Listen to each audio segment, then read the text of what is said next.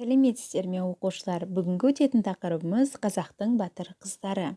Суретте қазақтың батыр қыздары бейнеленген. Барлығымызға таныс болар, иә? Қазақтың батыр қыздары кімдер? Естеріңізге түсіріп көріңіздерші. Әрине, Мәншүк пен Әлия. Мәншүк Мәметова және Әлия Молдағұлова. Олар соғыста қандай ерлік көрсетті? Білеміз бе? Олардың ерліктерін еліміз қалай құрметтейді? Ойланып көрейік, иә? Олай болса, екінші тапсырмаға көшейік. Мәтінді тыңдап, негізгі ойды анықтаңдар. Қазір сіздерге тыңдалым мәтіні ұсынылады, соны мұқият тыңдаңыздар.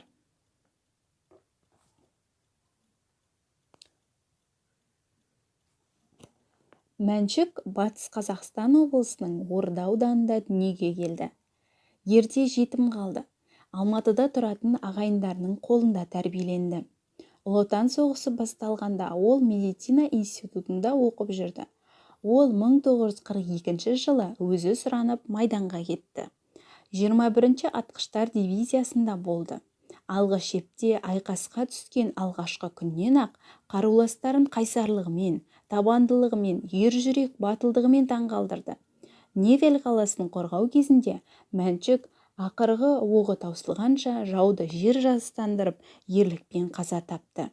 Оның қасық қаны қалғанша қарысып баққан қас батырлығымен асқақ өлімі соғыс даласында да, еңбек майданында да әрбір отаншыл азаматтың жүрегінде ерлік жыры болып жаңғырып, жеңіс жалауын тезірек желбіретуге жігерлендіре түскені хақ. Ал келесі суретте көріп отырғандарыңыз Әлия Молдағұлова. Қазақтың қаһарман қызы, Кеңес одағының батыры Әлия Молдағұлова Ақтөбе облысының Қобда ауданында дүниеге келді. Бала кезінде жетім қалған Әлия ағайындарының қолында тәрбиеленді. Ол кішкентай кезінде Ленинградқа барып, соғысқа дейін сонда тұрды. 1942 жылы Әлия өз еркімен майданға аттанып, мергендер мектебін үздік бітірді.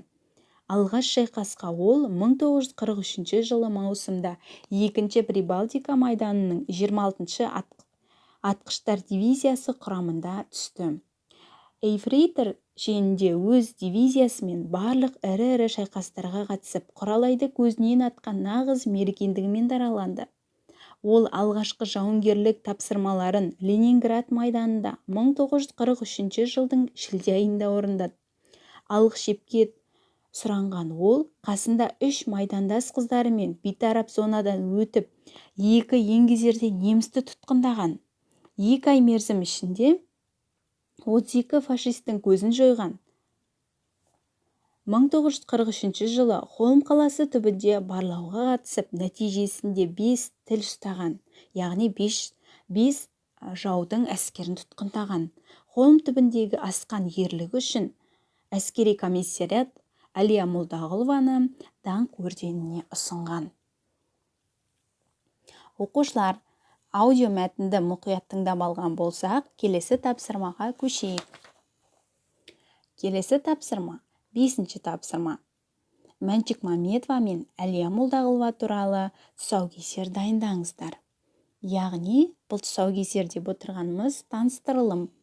Осы 2 батыр қызымызды, батыр апаларымыздың, батыр әпкелеріміздің кім болғандығы, қандай ерлігімен есте қалғандығы туралы таныстыру дайындайсыздар жазбаша түрде.